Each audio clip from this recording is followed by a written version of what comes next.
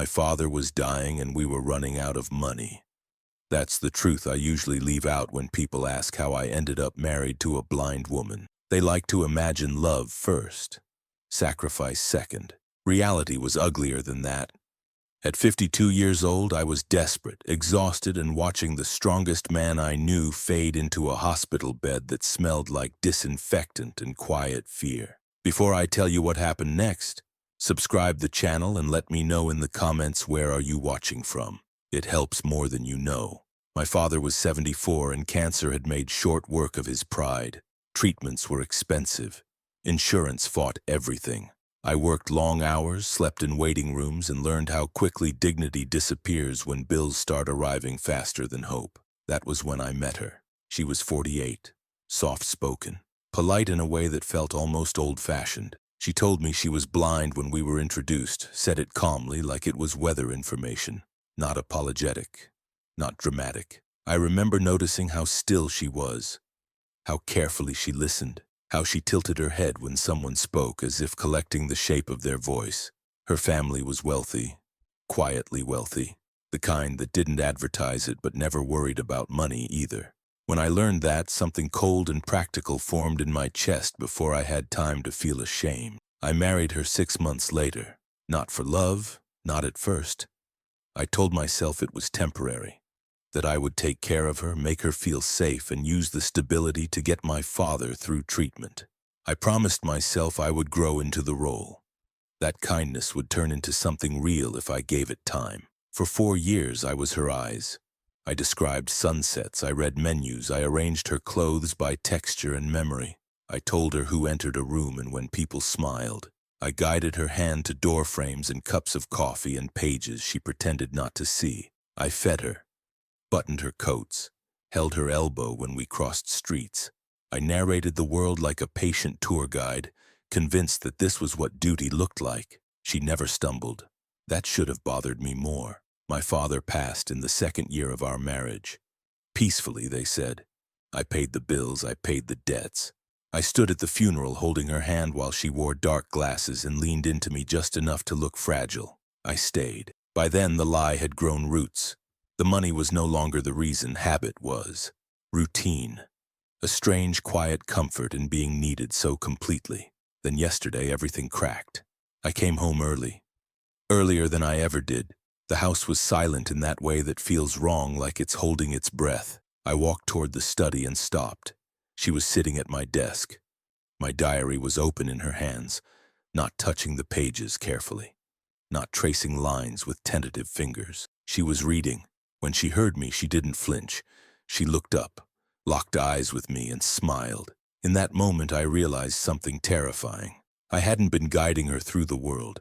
She had been watching me navigate a lie I built myself, and she had never once needed my help to see it. Some truths don't arrive loudly. They wait until you're sure there's no place left to hide.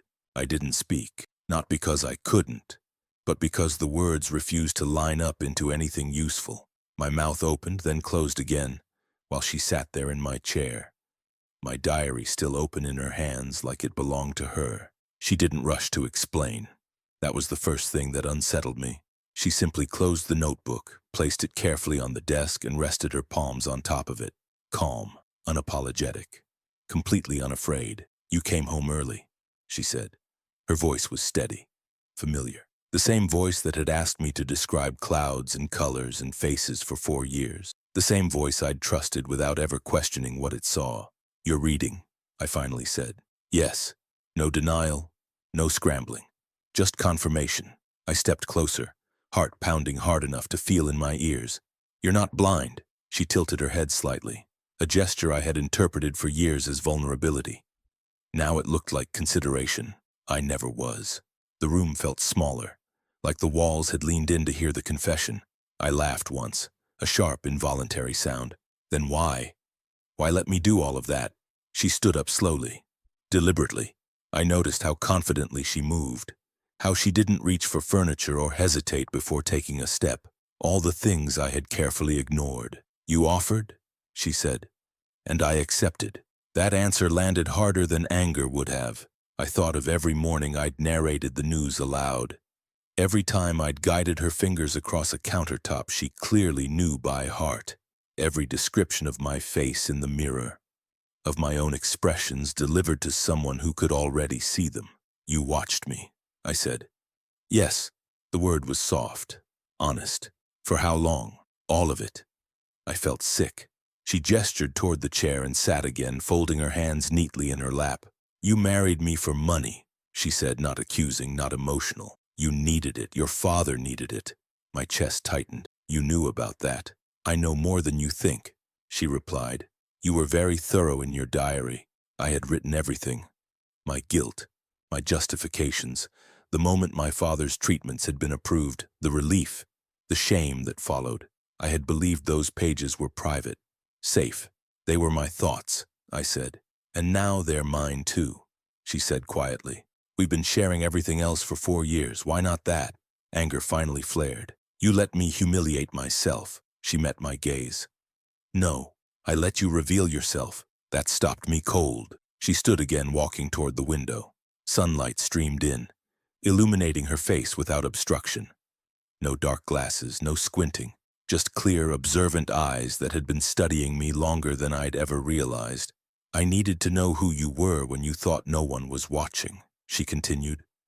"Not the caretaker, the narrator, the man who believed he was indispensable. You let me believe you needed me." She turned back.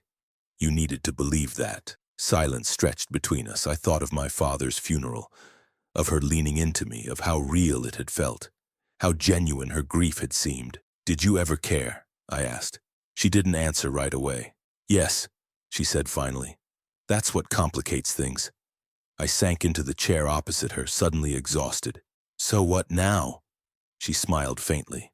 "Now we stop pretending." I stared at the diary on the desk, at my handwriting, at the truth I had never intended to share. "You're not angry," I said. "No," she replied. "I'm disappointed." That word cut deeper than rage. "You used me," I said. She nodded. "And you used me first." We sat there, two people exposed in ways neither had planned. The marriage I thought I understood was gone, replaced by something sharper, more dangerous. And I knew, without asking, that whatever came next would demand more honesty than I'd ever given anyone before. Because lies are easy when you think you're invisible. They become unbearable the moment someone admits they've been watching the whole time. I slept on the couch that night, not because she asked me to, not because I was trying to make a statement. I just couldn't bring myself to lie next to someone who had spent 4 years watching me breathe under false pretenses. Sleep didn't come easily. Every memory replayed differently now. Every small moment I had catalogued as kindness felt contaminated by the realization that it had been observed, measured, stored. I wondered how many times she had smiled to herself when I described a room she already knew. How many times she had adjusted her behavior just enough to keep the illusion intact. By morning, the house felt like a set after filming had wrapped. Familiar but hollow. She was already awake when I came into the kitchen, making coffee, pouring it without hesitation. No searching for the mug, no brushing the counter to find the handle. She noticed me watching. "I won't pretend anymore," she said. "You shouldn't either." I sat down heavily. "Why marry me at all?" She took her time answering. "Because I wanted to know what love looked like when it thought it had power." That sentence settled slowly like dust after something heavy had fallen. "My family has money," she continued, "always has. It attracts people who want things, control, access, status. You were different." I almost laughed. "I married you to pay hospital bills." "Yes," she said, "and you stayed after you didn't have to." That was true. After my father passed, the money no longer mattered. I could have left, started over, told myself the marriage had served its purpose. But I hadn't. "I wanted to see if guilt could turn into care," she said, "and if care could turn into something honest. You tested me." She met my eyes. "You tested me too, you just didn't know it." The day passed in uncomfortable neutrality. No raised voices, no accusations, just two people navigating a shared space that had suddenly lost its rules. In the afternoon, she asked if we could talk, really talk. We sat across from each other at the dining table. No diary, no props, just us. She told me how the blindness story began years before we met. how it was a way to protect herself from being evaluated purely on appearance, how it filtered people quickly, how most didn't last long once they realized what the role required. "You lasted," she said, "longer than anyone. "Because I thought I was saving someone," I replied. "And I thought I was studying someone," she said. Neither of us liked the symmetry. I asked her if she ever planned to tell me. She hesitated. "I thought I would, after trust replaced convenience." "When?" I asked. She didn't answer. That was answer enough. By evening, the weight of it all had settled into something heavier than anger. Consequences. I realized something then that unsettled me more than the lie. I wasn't sure who had more power in our marriage. The woman who could see everything, or the man who had built his identity around being needed. That night, as I lay awake again, I understood something else. Truth doesn't fix things. It rearranges them. And once rearranged, nothing fits the same way it did before. Some bonds break under that pressure. Others tighten in ways you don't expect. I didn't know which one we were yet, but I knew pretending was no longer an option. Because the most dangerous thing about being seen isn't exposure. It's being understood. The next morning, she handed me a folder. No ceremony. No explanation. Just placed it on the counter beside my coffee like it had always been there. Inside were documents I recognized immediately. Trust statements, asset summaries, legal structures written in language designed to discourage curiosity. The kind of paperwork you only see when money has been managed for generations, not earned in one lucky lifetime. "I never hid the money," she said. "I hid myself." I flipped through the pages slowly, my hands steadier than I felt. I had known she was wealthy. I had not known the scale, or the precision, or how carefully everything had been designed to function without her lifting a finger. "You didn't need me," I said. "No," she replied. "I wanted to know who would stay even when I appeared to need everything." I closed the folder. That was the moment the lie fully inverted. I hadn't been the provider. I hadn't been the protector. I had been the subject. "I didn't fake blindness to trap you," she continued. "I used it to remove noise, to see who people were when performance stopped. And I performed," I said bitterly. "Yes," she said gently. "At first. We spent the day dismantling routines. She reached for things herself, walked unassisted, read silently. Every small act rewrote 4 years of muscle memory I hadn't realized I was still clinging to. In the afternoon, she told me about the others, not names, not stories, just patterns. Men who lasted weeks, months. Some who left angrily, some who left embarrassed. None who stayed after learning the truth. "You stayed," she said, "even after your father passed, even when the money stopped mattering." That was the part I hadn't prepared for, because she was right. If this had been only about survival, I would have left. Quietly, gratefully. Instead, I had settled into the role, into the responsibility, into a version of myself that felt necessary. I asked her the question that had been circling my thoughts since the night before. "Did you ever plan to tell me?" She considered it carefully. "I planned to, once I was sure." "Sure of what?" "That you weren't staying because you were needed." The room went quiet. That was the truth I hadn't wanted to confront. That somewhere along the way, being indispensable had become my identity. And losing that terrified me more than losing the marriage. In the evening, she invited me to sit with her in the living room. No scripts, no tests, just conversation. She told me about growing up unseen despite being surrounded by attention, about learning early that people project what they want onto silence, about how blindness had been the most effective mirror she'd ever found. "And now," I asked, "and what do you see?" She looked at me for a long moment, not studying, not testing, seeing. A man who doesn't know who he is without a role. That hurt, because it was true.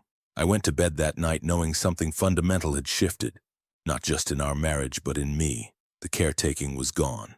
The lie was gone. What remained was choice, and choice is heavier than obligation. Some people mistake truth for an ending. In reality, it's a beginning that doesn't ask permission, and not everyone survives it the same way. The days that followed were quieter than I expected. No arguments, no dramatic ultimatums, just the steady, uncomfortable sound of two people relearning the same space without the scripts that had held it together. She stopped asking me to describe things. I stopped offering. That alone created a strange emptiness between us. For 4 years, narration had been my language. Without it, I realized how little of myself I had actually shared. I knew how to serve. I didn't know how to exist beside her. One evening, I asked her if she had ever felt guilty. She didn't answer right away. We were sitting on opposite ends of the couch, a careful distance that felt more honest than closeness. "Yes," she said finally, "but guilt only matters if it changes behavior." Mine didn't, so I stopped calling it that. I nodded. That sounded like her. Precise, unforgiving. "What about you?" she asked. "Do you regret marrying me?" I thought about my father, about the hospital room, about the day the bills stopped arriving with red ink, about the relief that had felt like oxygen. "I regret pretending it was something else," I said. "I don't regret staying." She studied my face, not testing this time, measuring. A week later, she told me she was going away for a few days. No details, no reassurance, just information. I didn't ask where, I didn't ask why. That felt important. While she was gone, I found myself pacing the house like a guest. I noticed things I had missed for years. The way sunlight fell across the floor in the morning. The fact that I had stopped making choices because everything revolved around her needs, real or imagined. On the third night, I opened my diary again. Not to reread old entries, to write something new. For the first time, I didn't explain myself. I didn't justify. I didn't narrate. I wrote plainly about fear, about how being needed had protected me from asking harder questions about who I was when no one depended on me. When she returned, she didn't ask about the diary. Instead, she asked a different question. "If you had known the truth from the beginning," she said, setting her bag down by the door, "would you still have married me?" I answered honestly, "No." She nodded. "That's the right answer." Then she surprised me. "But if I had told you after the first year," she continued, "would you have stayed?" That question took longer. "Yes," I said at last. Her expression softened, just slightly. "That's why this hurts." We talked late into the night. Not about blindness, not about money, about power. About how easily care turns into control when one person defines the rules of reality. She admitted something she had never said before. "I didn't expect to care," she said. "That was my mistake." I laughed quietly. "Funny, that was mine too." There was no neat resolution that night. No forgiveness ceremony, just an agreement. We would decide, not out of guilt, not out of habit, but deliberately. In the morning, she handed me an envelope. Inside was a letter. Not legal, personal. It outlined a separation plan. Fair, clean, respectful. "You don't have to accept this," she said. "But I won't stay unless we're equals." I held the envelope for a long time. Equality had never been part of our marriage. Not really. And I realized something then that both frightened and steadied me. For the first time in 4 years, the next step was mine to choose. And whatever I decided would reveal more about me than any diary ever could. I didn't open the envelope right away. I set it on the table and made breakfast instead. Toast, eggs, coffee. Ordinary things done slowly, as if routine itself could hold the room steady while everything else waited. She watched me from the doorway, saying nothing. When I finally opened the letter, it was exactly what she had promised. Fair, balanced, no traps, no hidden leverage. Enough space for either of us to walk away without needing to explain ourselves to anyone else. For the first time since the truth came out, I felt something loosen in my chest. Not relief, respect. I folded the letter carefully and slid it back into the envelope. "I'm not ready to leave," I said. "But I'm not staying like this either." She nodded. "That's acceptable." We spent the next weeks doing something unfamiliar, negotiating honestly. No caretaker, no subject, no performance. We spoke about money without pretending it wasn't there. About power without pretending it didn't matter. About the strange intimacy that had grown from a lie neither of us was proud of. I told her something I had never written in the diary, that when my father was alive, being needed had given my life structure. When he died, I had clung to her blindness because it let me avoid grief by staying useful. She listened without interruption. She told me something in return, that watching me care for her had been the first time she'd felt chosen without spectacle, that it terrified her how much she had begun to rely on a role she'd invented. We were both quieter after that. A month later, we made a decision. Not dramatic, not romantic. We stayed married, but we changed everything else. I stopped managing her world. She stopped managing my perception of it. We divided responsibilities like adults who understood that dependence is not the same as intimacy. I went back to work. Not because we needed the money, because I needed a life that didn't revolve around being indispensable. She stopped pretending to need help and discovered she didn't need to be untouchable either. We saw a counselor, not to fix something broken, but to learn how not to recreate it. People sometimes ask me now if I feel betrayed. I tell them betrayal assumes innocence. We were both complicit. What we were guilty of wasn't cruelty. It was control. Love survived not because it was pure, but because it adapted once the truth was no longer negotiable. I still write in the diary, but now I leave it on the table, unlocked. She doesn't read it unless I ask her to. And when she looks at me now, I know she's seeing me as I am. Not as a role, not as a solution, just as a man who finally learned that being seen is only frightening when you're hiding something from yourself. And if you've been listening this far, subscribe to the channel and let me know in the comments what time it is where you're watching from. It helps more than you know.